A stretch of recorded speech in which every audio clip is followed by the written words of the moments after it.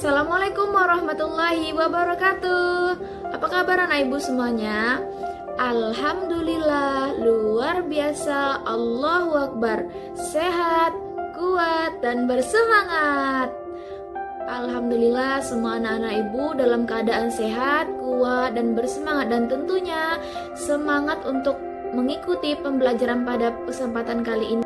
Nah, seperti biasa, untuk mengawali pembelajaran kita pada kali ini, alangkah baiknya kita berdoa terlebih dahulu sesuai dengan agama dan kepercayaan kita masing-masing. Berdoa dimulai.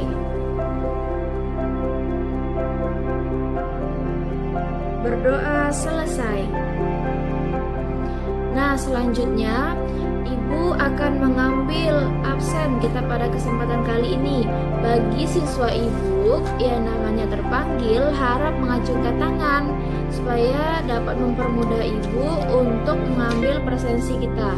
Oke, yang pertama Aisyah hadir, Anissa hadir, Baim hadir, Caca hadir, Indah hadir, dan yang terakhir Fauzan hadir. Alhamdulillah, anak-anak ibu semuanya hadir dan tentunya semangat untuk ikut proses pembelajaran kita pada kesempatan kali ini. Sebelum melanjutkan materi kita berikutnya, terlebih dahulu ibu ingin bertanya kepada siswa ibu yang hadir pada kesempatan kali ini, apa sih materi kita sebelumnya? Ada yang bisa bantu ibu untuk menjawab? Nah, baik Aisyah, silahkan. Nah, benar sekali, materi kita sebelumnya yakni berkaitan tentang materi husnuzon. Husnuzon merupakan perilaku berprasangka baik, sedangkan lawannya suuzon. Selanjutnya, ibu yang bertanya, apa sih macam-macam husnuzon yang kita telah pelajari di materi berikutnya?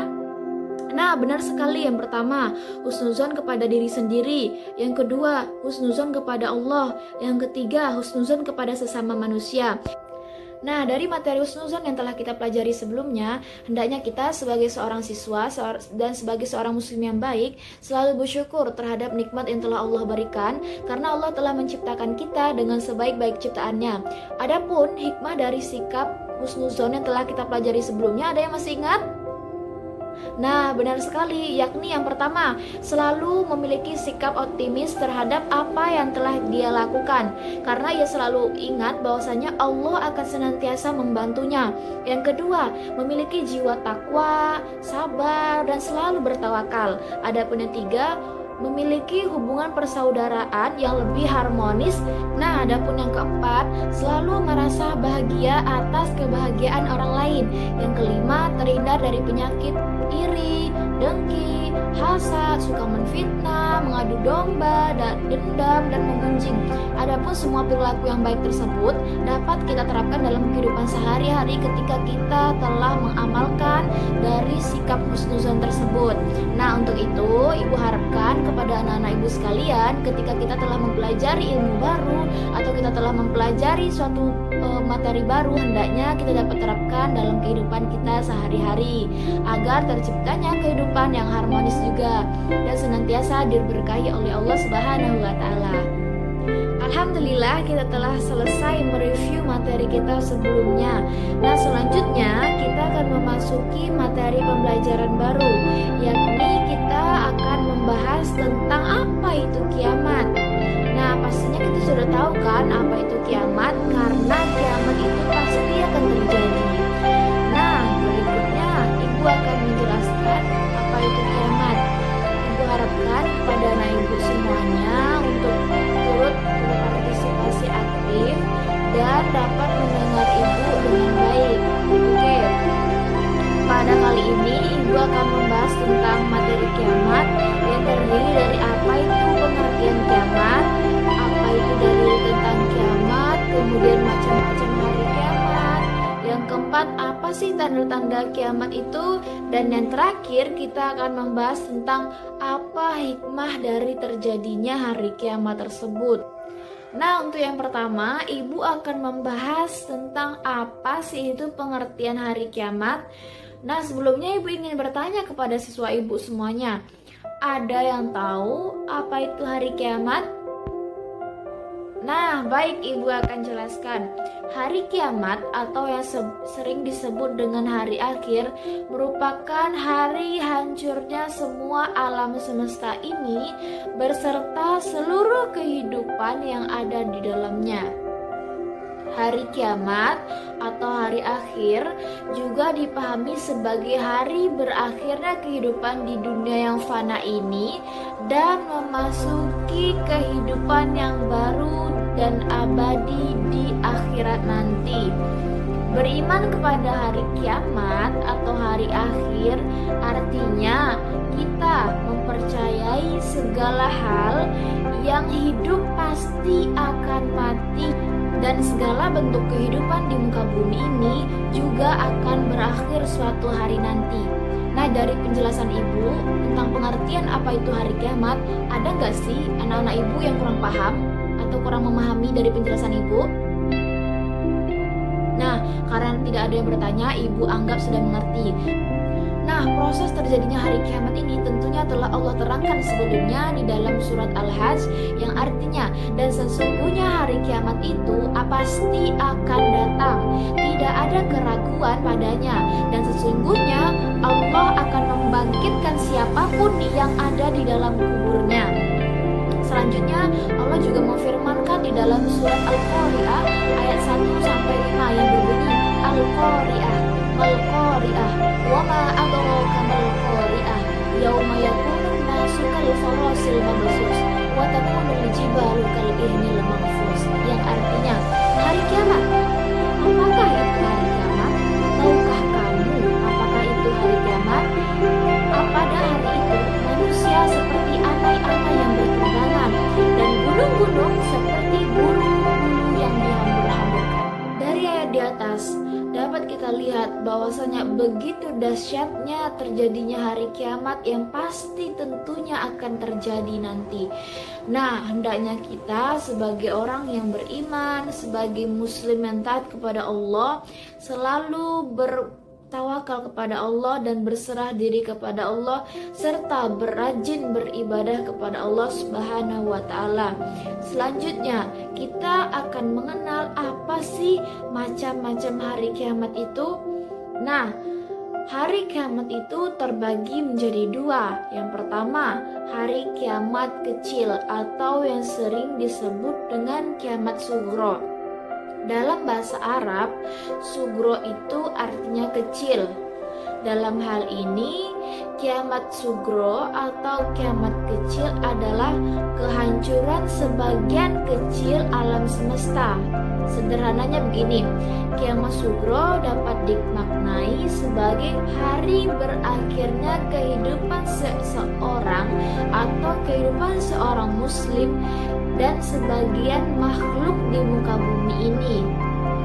Nah, adapun dalil yang mengenai proses terjadinya kiamat kecil ini sebagaimana yang telah diriwayatkan oleh Imam Bukhari, yakni jika salah seorang dari kalian meninggal dunia, maka kursinya diperlihatkan kepadanya pada waktu pagi dan sore hari. Nah, dan jika seorang termasuk ahli surga, maka ia akan melihat jelas gambaran dirinya sebagai ahli surga. Begitupun sebaliknya, dikatakan kepadanya, ini kursimu, hingga Allah membangkitkannya pada hari akhir nanti. Hadis yang diriwayatkan oleh Imam Bukhari. Nah, setelah kita membahas tentang pengertian tentang kiamat kecil atau kiamat sugro, berikutnya kita akan membahas tentang apa sih contoh-contoh dari kiamat kecil itu. Adapun yang pertama, terjadi bencana alam seperti tsunami, gempa bumi, longsor, banjir, dan angin topan. Hal tersebut merupakan bencana dan kehancuran sebagian orang dan tempat tertentu yang terkena bencana alam tersebut. Adapun contoh yang kedua ini seperti terjadinya kematian juga merupakan hari berakhirnya kehidupan dan tergolong kepada kiamat kecil. Dari dari contoh-contoh di atas merupakan contoh yang sudah terjadi dari zaman dahulu hingga zaman sekarang, hingga sampai sekarang ini. Dan itu semua tergolong kepada kiamat kecil. Nah, setelah kita membahas tentang contoh-contoh hari kiamat kecil atau kiamat sugro, berikutnya kita akan membahas tentang apa sih tanda-tanda dari kiamat kecil itu. Yang pertama, saling berlomba-lomba meninggikan gedung. Seperti yang kita lihat sekarang sudah banyak berdiri gedung-gedung tinggi. Yang kedua, terjadinya banyak pembunuhan di mana-mana. Yang ketiga, waktu yang terasa terlalu semakin singkat atau semakin cepat. Yang keempat, sering terjadinya bencana alam seperti gempa bumi, tanah longsor, dan lainnya. Yang kelima, manusia mewarnai rambut di kepalanya dengan warna hitam supaya kelihatan muda.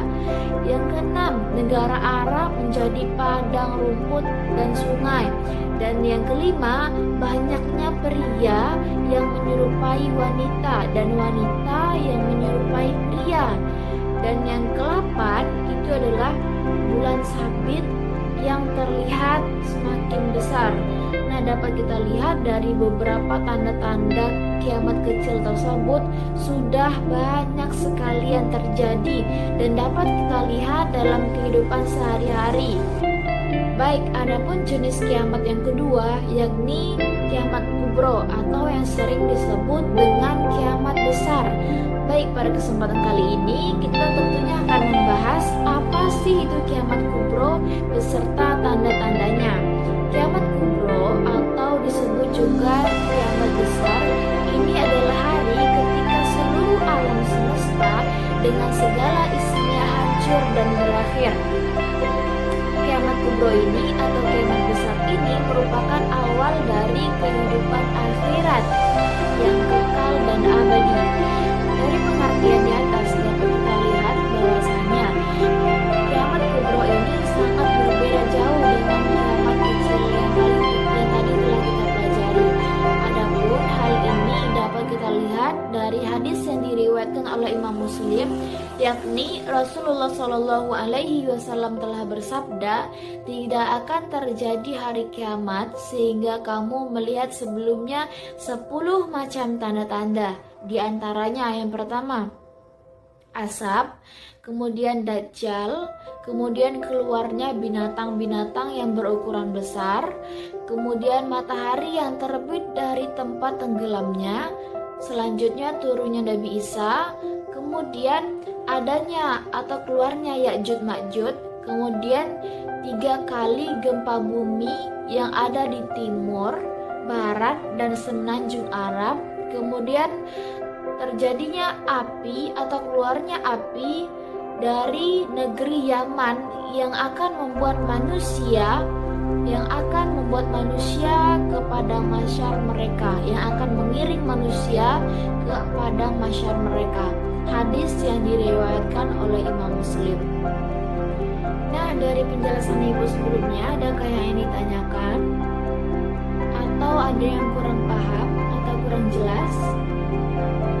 Alhamdulillah, ibu rasa semua anak ibu dapat menyimak penjelasan ibu dengan baik.